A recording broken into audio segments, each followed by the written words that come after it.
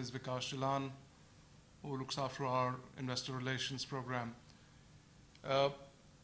Before I get into the presentation, I first want to thank the SET for inviting us to this forum. We do have a strong IR program in any case, but this is an incremental channel, and to that extent, thank you again for having us over. Let's get straight into the presentation. So you now have the presentation. I believe it's been emailed, so you have access to that. This presentation is the same one that was used to disclose our first quarter 17 results. So it's been on our website now for the past 3 weeks or so as well. So I'm sure for those of you who've been following the company, you would have enough access to this. We will go through the presentation. It's in 2 sections. So there's a section devoted to the financials, and Vikas will take you through that. And then there is a section on the plans going forward. We are understandably poised at a very exciting phase of growth. This is a high growth company, but we now have visibility on some key growth projects. We'll share some of those with you, but also what our plans are going forward in our strategic plan, which is a typical 4-year plan from 17 to 2020. So without further ado, I'm going to hand over to Vikas to take you through the next section of the presentation. Vikas. Thank you, Rubinder. Good morning, all. So let's start the presentation. This disclaimer page, I'd like to pause for a second here because as we move into the later section of the presentation, we have some forecast on our plan 2020. So please have a look here for a second. This is, before I go into the financial section of the company for Q1 and present results, this is more just to talk about the dynamics that how the PET and feedstock business works in the second quarter, because second quarter is normally a high season because of the summers, and it is normally traditionally has been the best quarters for us. As you can see on the graph, on the top is the reported EBITDA, on the bottom is the core EBITDA. The difference between reported and core is the inventories, like the gains or losses. So that mark to market, we take it out to present the core performance of the company. So what happened in Q1 this year is that the prices have been falling. The absolute prices, the crude have been weak, and our PET prices or the feedstock prices, they follow the crude price trend. So prices have been falling. So as PET is more downstream in the chain, and feedstocks like PT or MEG, they are more midstream. So there's always a lag, like when the prices come down, so PTA, MEG prices come down, let's say almost immediately, but the PET being more downstream, there's a lag. So in a falling price environment, there's a gain, but in Q1 the prices were rising, so we had an impact. So margins were lower in Q1, and in Q2 so far we have seen that the prices are low. So in Q1 we got impacted negatively because of the lag impact, and Q2 so far we are impacting positively again because of the lag impact, because the raw material prices are coming down, and the PET prices, there's a lag, and that will reflect with a lag of few weeks. First quarter update. So in the performance, the company delivered 24% growth in production year on year to 2.2 million tons. Core EBITDA grew 60% year on year. Just a quick disclaimer, in all the presentation throughout, we'll be talking about core financials, which are adjusted financials with the inventories, gains or losses, and sometimes we have one-offs. So all these are adjusted to present the core performance of the company. So core EBITDA in Q1 grew 60% year on year. Core net profit followed the earnings growth in EBITDA. It grew about 173% year on year, mainly driven by the low base. And then core EPS grew 221% year on year, and the EPS after PERP, which is the reported EPS, grew 8%. And the difference between the core EPS and the reported EPS is, as I mentioned, is the inventory gain, because Q1 saw the price is going up, and we carry normally almost a month's inventory, and that's why you see some gain. So reported earnings were higher in Q1, but core earnings were also very strong, but lower because of inventory gains got adjusted. If we see the performance on an annual basis, last 12 months basis, so production grew 28% to 9.2 million tons. EBITDA, core EBITDA grew 37% year on year to 30.2 billion baht. There has been a step change in the company in the last 1 year, and as you know that we did 2 big deals ending March, beginning April last year. We bought BP assets in Decatur, and we bought Cepsa assets in Spain, which almost added approximately 20% volume capacity to the company. So it's the first time with Q1 completed, is the first 12 months earning consolidation of these 2 big deals, what happened in US and Spain. And that has been one of the prime driver for this growth. But core EBITDA grew 37%, I would say largely because of that, but also partially because of the business which we had before that. So on the same store basis, even we saw the earnings have improved marginally, and of course the volumes have come in the last 1 year. Core net profit about 11.8 billion baht, 84% growth year on year. Core EPS 2.22 baht, which is 100% growth year on year. And reported earnings per share was 3.2 baht, which is partially because we have seen inventory gains in the last 1 year. And then there was some one-off items like gain on bargain purchase or negative goodwill, because whenever we do this, there is always a positive or negative goodwill. So in the last 2 instances, there were negative goodwill. So in the core performance, they have been taken out. In terms of ratios, like the return on capital is always in line with capital, like whatever we invest and what are the returns we are creating. So on this graph, on this slide, we are presenting the long-term and the short-term returns.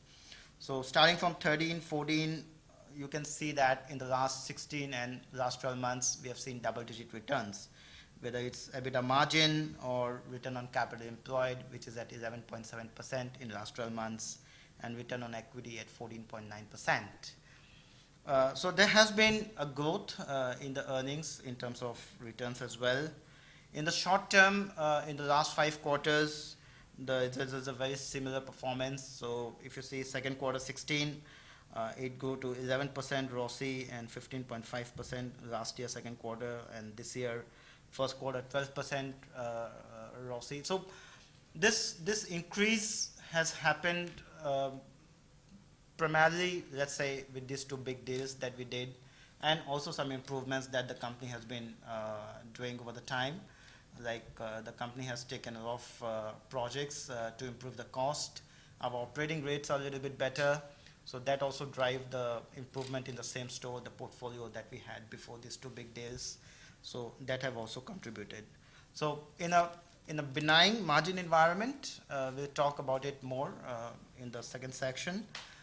The company is delivering double-digit returns for the last few quarters and improving returns in the last few years. This slide is the one that I've been talking on the same store basis. So I'll not spend much time here, but you can see the items which are highlighted, the 2 columns in the middle and at the end. These are the same store basis. So the portfolio we had before Aromatics, Decatur, and IVL Spain. So operating rates have improved in the same portfolio. So 84% last year compared to 86% operating rate today in the last 1 year on the same assets. And again, the EBITDA margin improved to 10.4%. And of course, these 2 days, Decatur and Spain, they have contributed 16.6% EBITDA margin and a return on capital around the same level. So 8.6% return on the same store basis last year improved to 10.7%, marginally driven by the operating rates and also because of some management actions to improve the cost, and where the margin continued to be weak. Cash flows have improved. In the last 12 months, the company made a core EBITDA of 30.2 billion baht after working capital 29.1 billion baht. And then most of the cash flows have been used for the growth. But still, after the growth, there has been a free cash flow which is left, which you can see in the green highlighted on the top graph.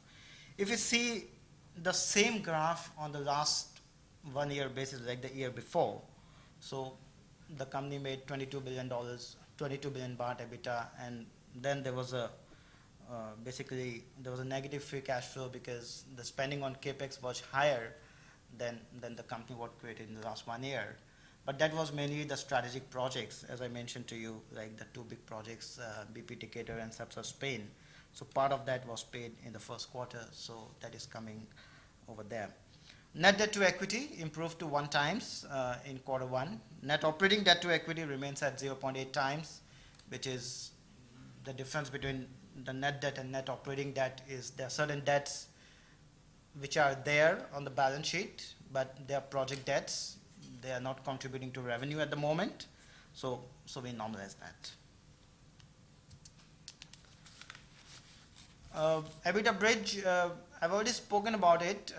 So like these are the segment performance. So you can see the major growth has come in the Western feedstocks, and this is representing the two big projects that we did last year. One is BP Decatur, which is PTA assets, and they have a very unique product, NDC, and also have paraxylene.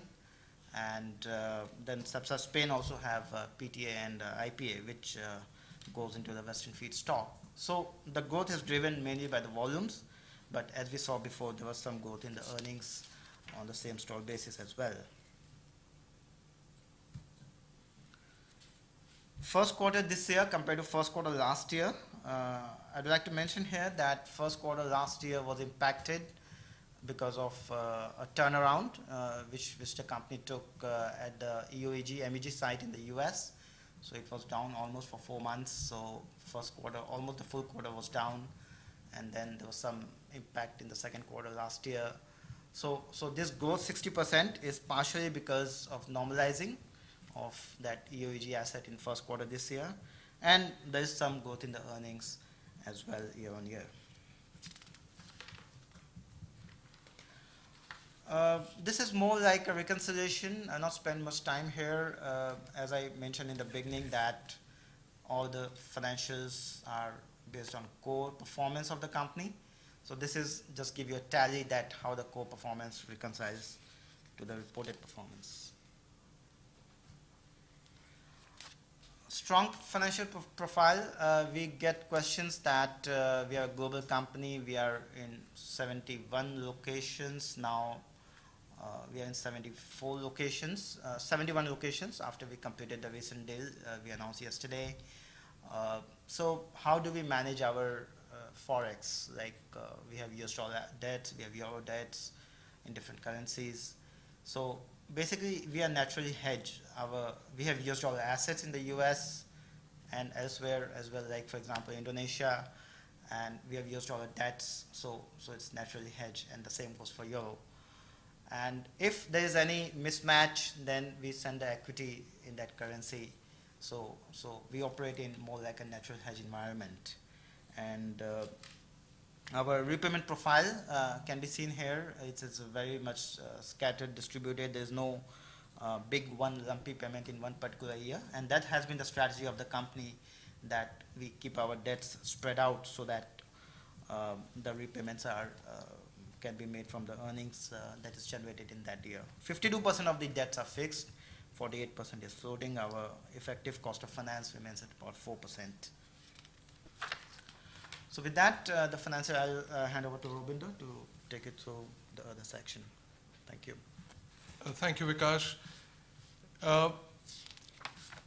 This is a slide, the first slide that I'm going to talk about, and we'll talk a little more detail on this slide. We first updated the markets with this slide when we completed our strategic plan back in December, and then this slide was actually disclosed alongside our fourth quarter 16 results, which was early February.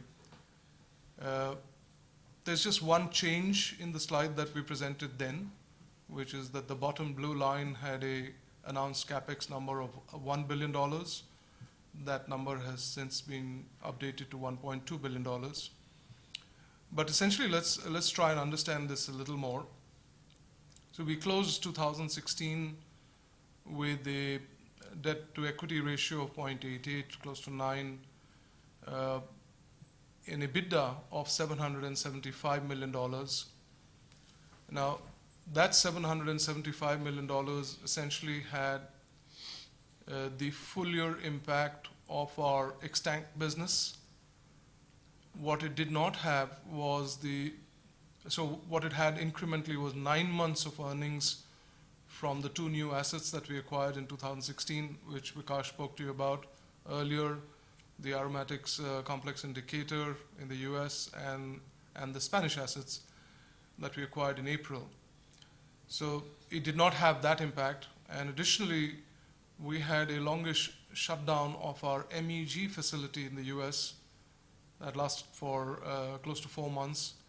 So we lost 1 quarter of earnings from the MEG facility, and we did not have the earnings from these 2 new assets. So 2017, that element normalizes. So that's the first big impact into the earnings of this year, 2017. Now, in addition to that, we have 5 projects currently underway. You'll see that under the category announced projects. So that's the big driver, if you like, to the earnings growth in terms of what has already been announced.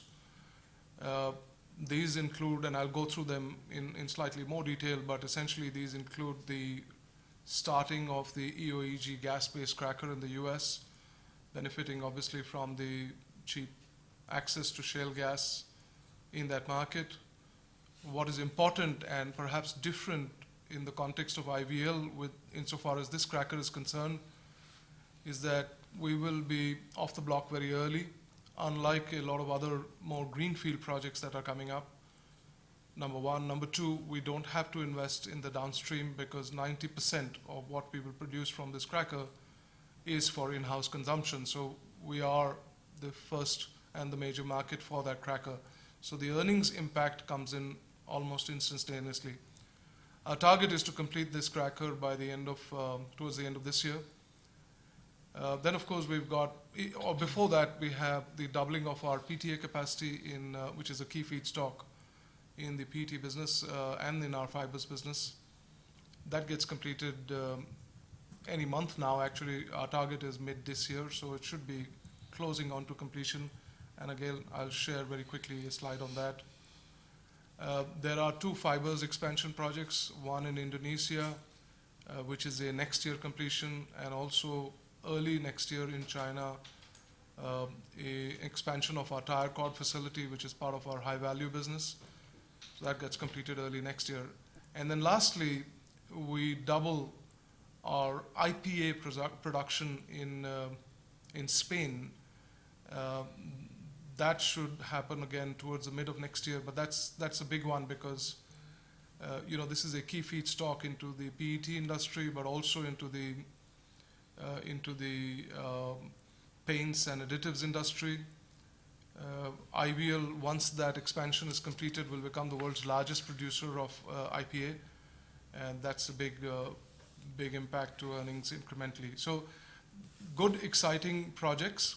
There are other contributors to margin expansion, but relatively small. So the cost impact, volume impact, the mix impact, and there is a small aspect of margins impact that we're factoring in our expectation, and that takes you back to our disclaimer early on the presentation. We do have an expectation that the margin environment will change over the next 5 years, particularly as announcements of new capacity have slowed down considerably, but we'll still see some capacity come on, particularly those that have announced the projects will come on, but with changing liquidity environment, with a higher interest rate environment, we think that environment changes insofar as the PTA and the PET industry is concerned.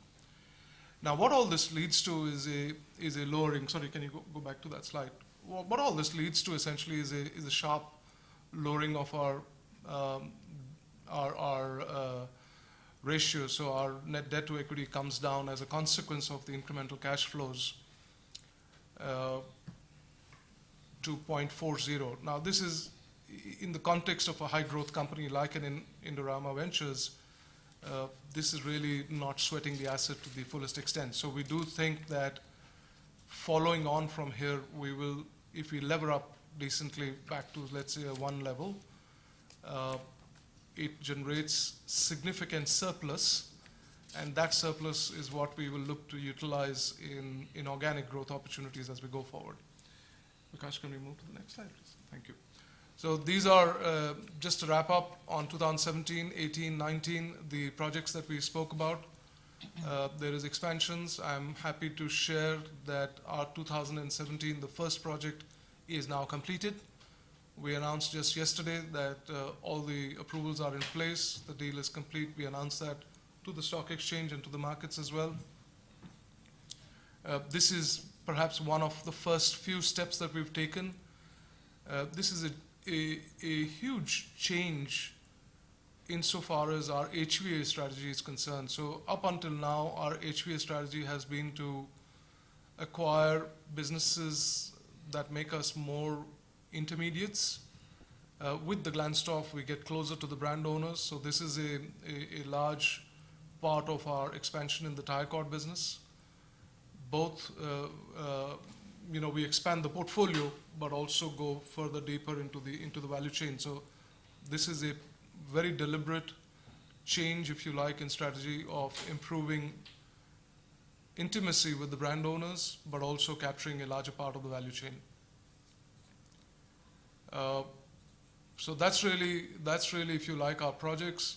So the $1.2 billion, very quickly to break it up, 600 million of that is in these growth projects that I mentioned. So the gas cracker, the fibers expansion, the IPA expansion, and of course the PTA expansion. We have a $100 million annually maintenance capex that helps us not just maintain but also ensure high operating rates at our facilities. And through that process, we're able to do some debottleneck where there is room for that and expand the capacity to that extent. The $200 million incremental is what we've utilized for the Glanstoff acquisition. So that's your total of the $1.2 billion. Can we move to the next slide, please? Thank you. So this is just a snapshot of what the project is looking like in Rotterdam. As I mentioned, expected startup literally any moment now, so await announcements on this regard. But what this essentially does for us is it makes our European portfolio very integrated. So we complete our PTA integration holistically, and we have seen in the past as well that a selective integration strategy has paid off well, because not only are we able to capture the incremental value of the value chain, but what it also does is it creates a natural hedge against the volatility on the front end. So this quarter, for instance, the first quarter is a classic example where, because of the price changes, we had fantastic margins in the feedstock business, but we didn't have so good margins on the end products, particularly in the PET side, and therefore having an integrated model actually played well for us and created that natural hedge insofar as earnings volatility is concerned. The next one is our cracker. This startup is expected towards the end of this year. As I mentioned, 90% goes into IVL, so that's the big advantage, and the other advantage, of course, is the feedstock. So that's, this is a unique program, because not every ecosystem where IVL is present allows for this opportunity, and to that extent, we're just benefiting from what we have in the US. I just want to take a pause and share with you that from an earnings point of view, North America now contributes 42% of the earnings for the company. Europe contributes 38% of the earnings of the company, and the balance 20% comes from Asia. So we are very levered to the Western markets. These tend to behave differently from the Asian markets. The Western markets in particular have undergone a large quantum of consolidation, and therefore it is fewer, more stable and business environment. The growth obviously comes not just from the Western markets, which typically tends to follow GDP, but the exponential growth comes from the Asian markets, where the per capita consumption is relatively lower. So that's really the approach that we take. We have large positions in the US. We are perhaps the most integrated player in the US, and with the onset of the new cracker, that will make us by far the most integrated player. And this has huge advantages insofar as dealing with some of the large brand owners in this business is concerned, as they look to hedge out shelf space in retail markets. This is our opportunity to provide them a fully integrated but also a fully hedged price offering for longer term. So that's really the big advantage that we have insofar as the US market in particular is concerned. Thank you. So I mentioned our growth opportunities. I just want to take 1 minute to look at the second graph. So as you look from the left of the slide, that second graph is very critical, which is really why we are factoring in a improvement in the margin environment as we go forward. So you can see the first set of 3 bars, which is the 2012 to 2016 period, where the industry has been adversely impacted by surplus capacity. And that environment changes quite dramatically as PTA, and this is true also for PET, by the way, where that surplus actually goes into a deficit environment. So yes, there is spare capacity, so that's why you're seeing operating rates go up from, or our expectation that operating rates will go up from the 78 to 84%, but also the fact that this will move into a more deficit environment, and that we think is a great place to be.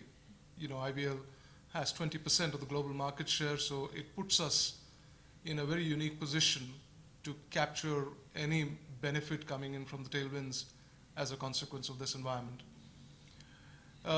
We are prudent. You can see that whilst being a high growth company, and a majority of our growth comes in through acquisitions, we've been lowering our debt to equity ratio. We are comfortable at the 1 level. At the moment, we are at 0.8, and that's kind of reflective of where we are in the acquisition cycle. We think that this is a good period to buy in, particularly if you're a believer that the surplus environment that we see at the moment, and that gets reflected in the asset prices, is about to change. So we are excited about the growth avenues out there, even in the core businesses, but also as we expand our high value business incrementally. The stock has, I think the markets have rewarded us for that. The stock has performed well. This is just one benchmark, but I think we've done reasonably well, both in terms of short-term but also longer-term performance insofar as the stocks are concerned. Thank you. The high-value business, but also the PET business, it's difficult to use the word evergreen, but it's a high-growth industry. The PET industry grows at about 5 to 6% annually globally, and this really comes about as lifestyle changes, there's more urbanization, but also as there's incremental demand for clean, potable drinking water, and that's a big driver to PET growth. And of course, emerging markets as they step up in their consumption significantly. Our high-value business grows incrementally with trends like, need for lightweighting as people look to reduce their carbon footprint. This is a big one in the auto sector, and a lot of our high-value business is in the auto sector, but we're also in the personal hygiene sector and the apparels industry. So there's a lot of move towards utilization of lighter, stronger, fibers, and this is something that we take advantage of insofar as our high-value business is concerned. We are very conscious of our drive towards sustainability, and I'll share a few more slides on that as we go forwards as well. So recycling, is very much a strong theme insofar as the company is concerned. We invest a lot. This has a positive financial impact. This is a cheap feedstock for us at most periods of time. We are by far the largest recycler of PET globally. Some of this goes back into our PET segment, and some of it goes back into our HVA fibers segment as well. So we see this as a critical element, if you like, of our production mix, but also in terms of what we do for the sustainability footprint. Thank you. So this is a slide that I talked to you about. So IVL, as you can see on the chart on the left-hand side, particularly even without the ethylene component, which comes on later this year, is by far the fully integrated player in the context of the US. But with the ethylene cracker coming on stream, we become a much more integrated player. And the only thing that effectively we need to hedge for is gas prices going forward. Thank you. So strong performance. One of the things that I want to highlight, and it's partly visible in the slide, the first slide on the left-hand side, the first chart. The company now has about 51% of its earning coming from the high-value segment, and that's about 20% of our volumes. So this is and the balance 80% of the volumes contribute to the balance 50% of the earnings. That balance 50% can grow substantially if the headwinds that we've faced in the PTA and the PET industry change to tailwinds, because we have the volume impact. And of course, we will continue to invest in both these segments. Thank you. From a company point of view, just the cycle that we follow, we are very focused on sustainability, improving our sustainability footprint. Just a couple of days ago, we filed for our DJSI membership. This is something that we've been following, and I'll share just a short while from now a slide on that. But focus on sustainability. We are a very, very being of Asian culture. We are a very cost-conscious organization, and that's something that we percolate down to all our 70-plus facilities around the world. A lot of focus on operational excellence. You can see that reflected in our higher than the industry operating rates. That drives margins and efficiencies. We have two engines of growth. So our PET business is our first engine of growth. We diversified deliberately into the high value add segment, which is an extension of our core competence insofar as the feedstocks are concerned, and really have benefited through the acquisitions that we've done over these years, and you can see that reflected in the portfolio. Thank you. So that's a snapshot. So the section at the bottom is just a reflection of how the industry has recognized our efforts. But just take 1 minute on the top graph. So that's our ranking, if you like. In 2014, when we first entered into the DJSI, we were the bottom 15 of the industry globally. This is in the context of the emerging markets subset. By 2015, we had become the top 15. We were still in the middle. By 2016, we had become in the top 15. And as I mentioned, we've just lodged in our response to the DJSI questionnaire, and we'll know by September as to where we score. We are still not a member of the index, but it is very much our aspiration to be part of that.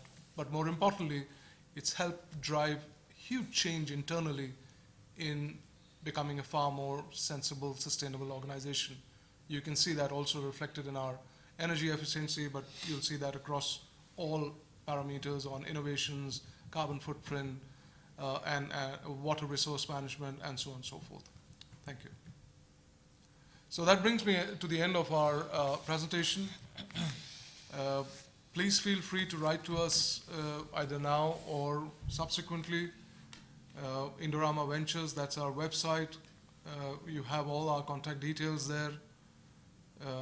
Please feel free to contact us. We're also on the road quite often, so we'll be happy to meet you if you incrementally would like us to meet you at your preferred location. Thank you very much. Thank you.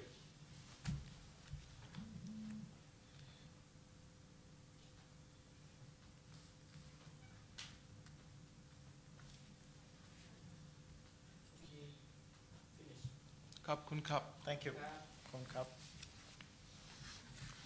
My only Thai language.